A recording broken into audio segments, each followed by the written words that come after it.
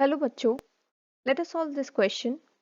Production of ammonia according to the reaction N2 plus 3H2 gives 2NH3. Delta H for this reaction is minus 92.38 kJ per mole.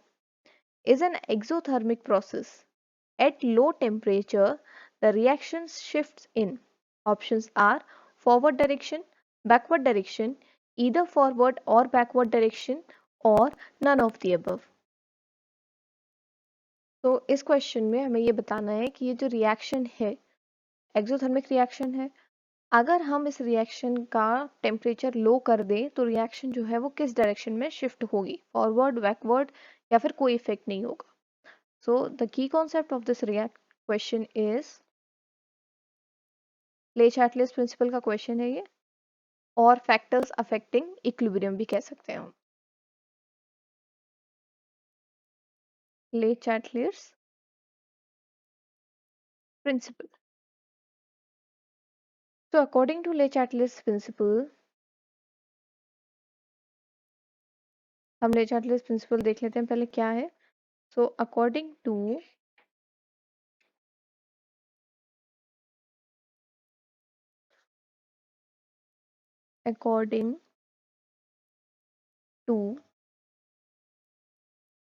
Le Chatelet's principle,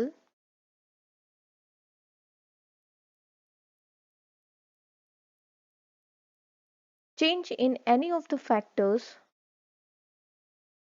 change in any of the factors that determine the equilibrium, that determines the equilibrium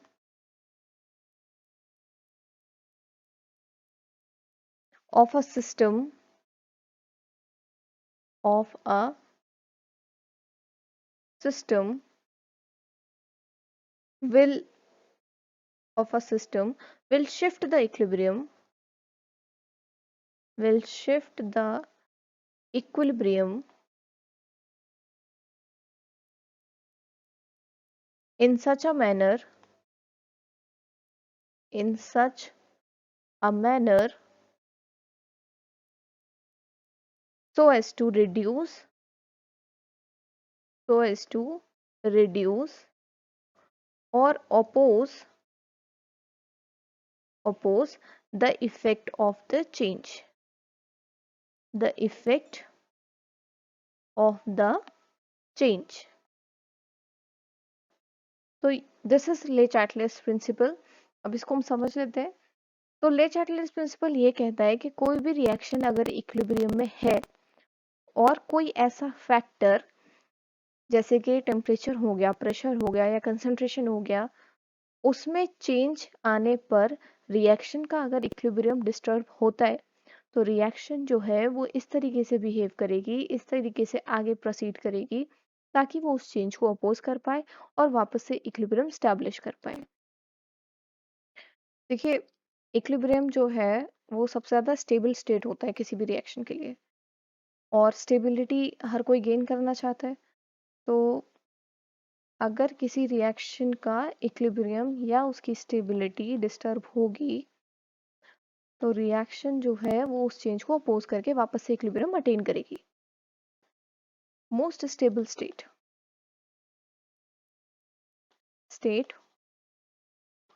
of reaction. अब जो factors हैं जो equilibrium disturb कर सकते हैं उनमें से एक फैक्टर है टेम्परेचर, और जो रिएक्शन है हमारे पास वो है अमोनिया की रिएक्शन है हमारे पास, फॉर्मेशन ऑफ अमोनिया की हेबर्स प्रोसेस की रिएक्शन है, that is N2 plus 3H2, N2 in gaseous state plus 3H2 in gaseous state gives 2NH3 in gaseous state. Now ये रिएक्शन एक्सोथर्मिक है, मतलब हीट रिलीज कर रही है। अब अगर हम इसका टेम्परेचर इंक्रीज करते हैं,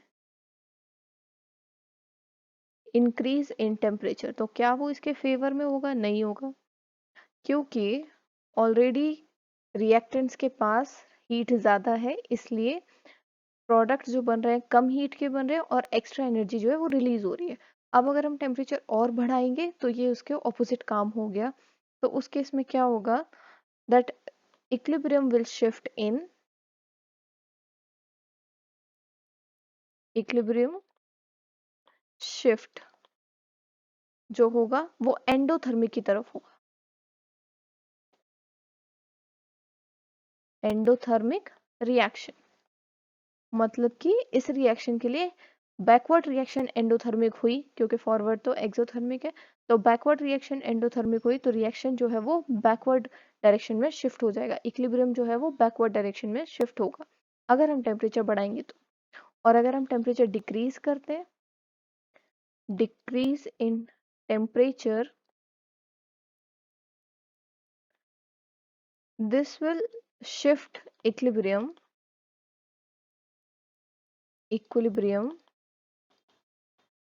towards exothermic reaction, exothermic reaction। और एक्सोथर्मिक रिएक्शन यानी कि यहाँ पर फॉरवर्ड डायरेक्शन में। तो अगर हम कूल रखेंगे तो जो रिएक्शन है वो फॉरवर्ड डायरेक्शन की तरफ शिफ्ट होगा एक्सोथर्मिक डायरेक्शन में। तो जो क्वेश्चन था हमारे पास, equilibrium will shift in at low temperature means during decrease in temperature equilibrium will shift in forward direction. Answer हो गया हमारा फॉरवर्ड डायरेक्शन, एक्सोथर्मिक यानी कि फॉरवर्ड,